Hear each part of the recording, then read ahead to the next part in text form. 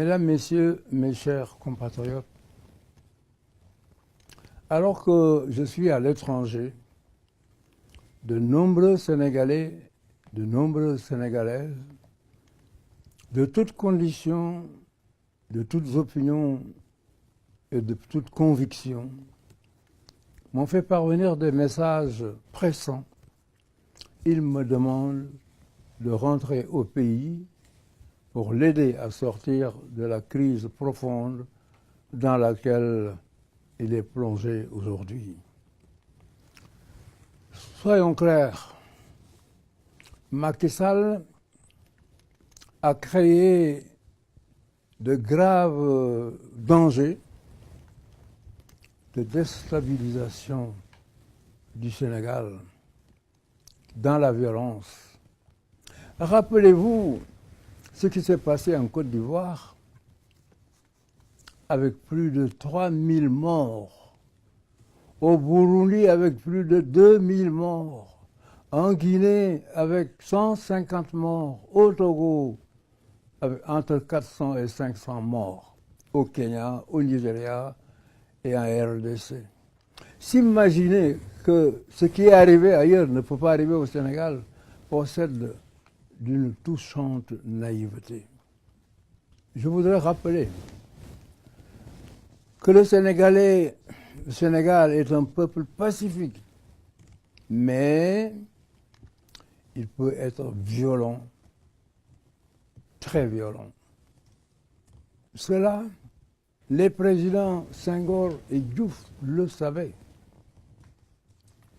qui avaient adopté le principe du dialogue permanent avec l'opposition, de façon à trouver des solutions consensuelles avant l'explosion. Et rappelez-vous la rencontre historique qu'il a organisée entre le pouvoir et l'opposition. Opposition et pouvoir se sont retrouvés en face pendant plusieurs jours dans une âpre discussion. Mais au total, nous avons pu adopter un code électoral consensuel qui est celui qui a régi les élections au Sénégal depuis 25 ans et qui est le code qui a permis à M. Macky Sall d'être aujourd'hui président de la République.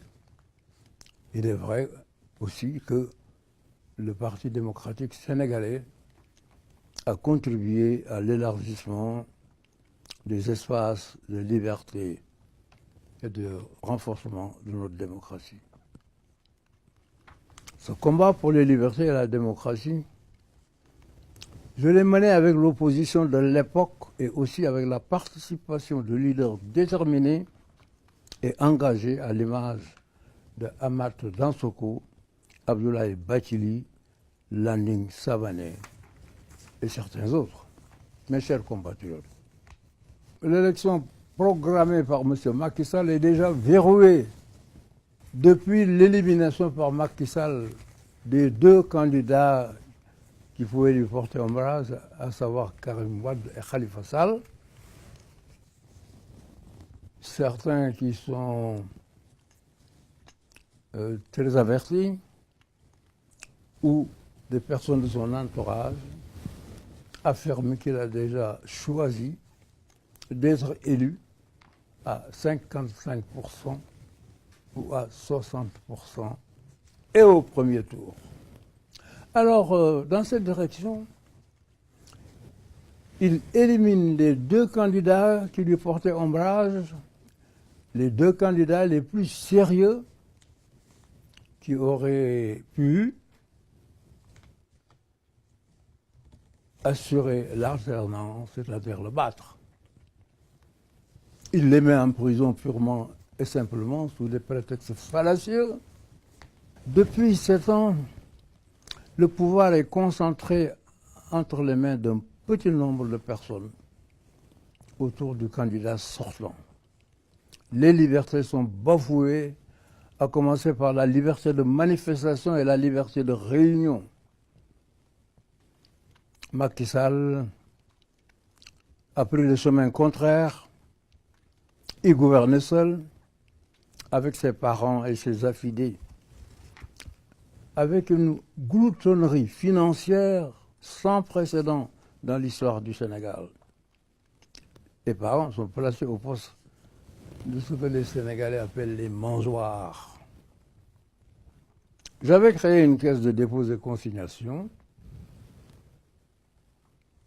qui, au bout de quelques mois, avait réuni 56 milliards de francs CFA.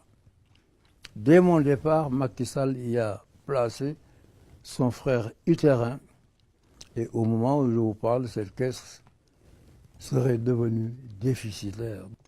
Il est vrai que son frère s'était illustré dans le pétrole. Les détournements de deniers du régime de Macky Sall nous ont privés d'énormes possibilités d'améliorer, d'élargir et améliorer notre système éducatif. Aujourd'hui, les étudiants souffrent d'arriérés de bourse. Les élections au Sénégal ont parfois été agitées, mais sans grand dégât.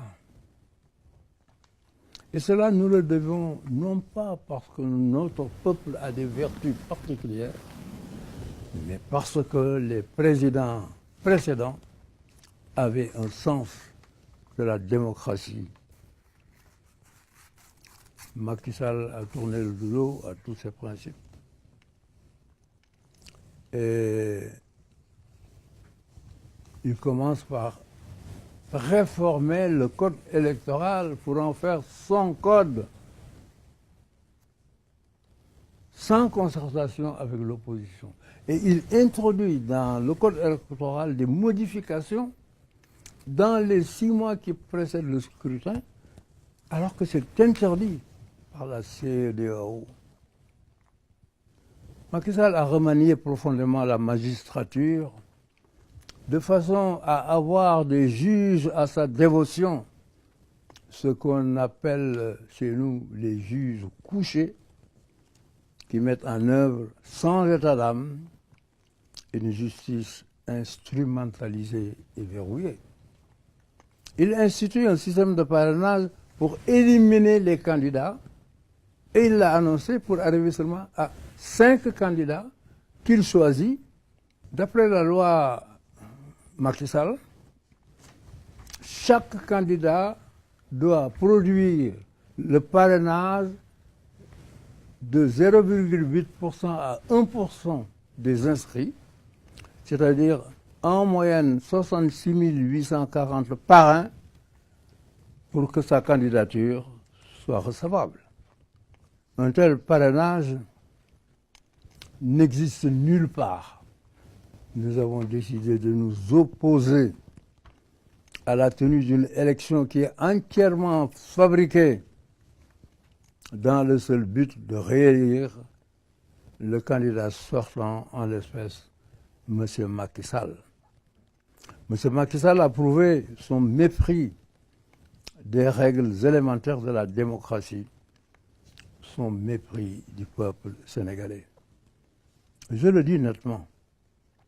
Cette élection dont les concurrents les plus dangereux ont été d'abord ignominieusement éliminés et d'autres, pour en arriver à 5 candidats, ne peut pas être appelée des élections et nous ne l'accepterons pas.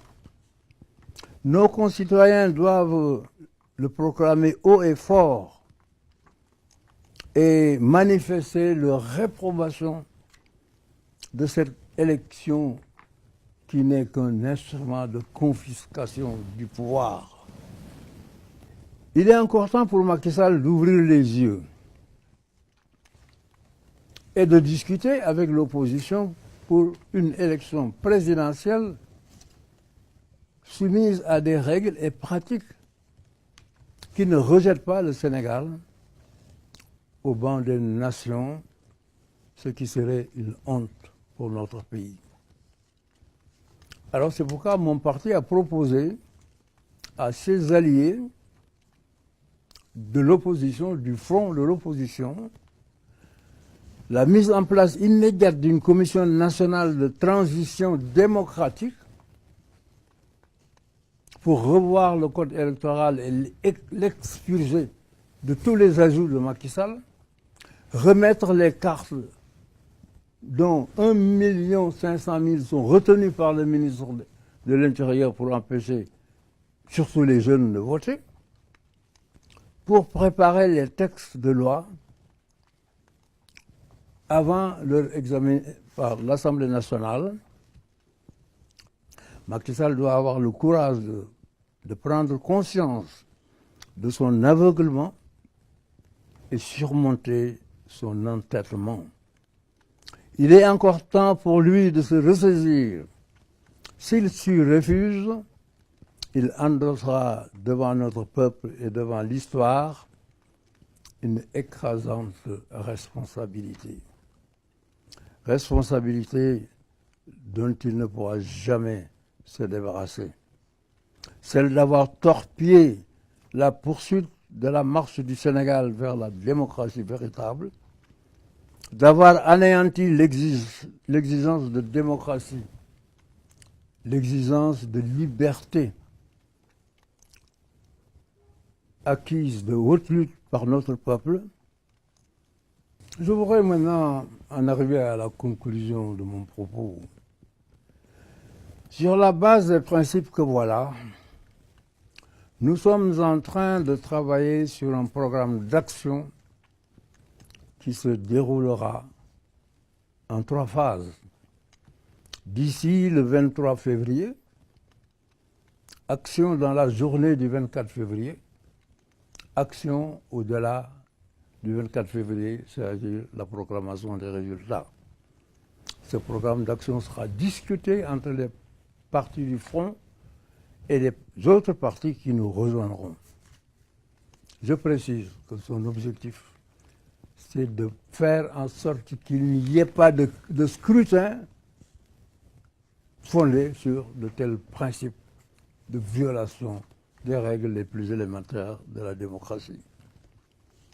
Je précise que notre action sera pacifique et respectueux de la loi et des règlements, mais qu'il soit bien entendu que nous exercerons pleinement nos droits sans aucune concession.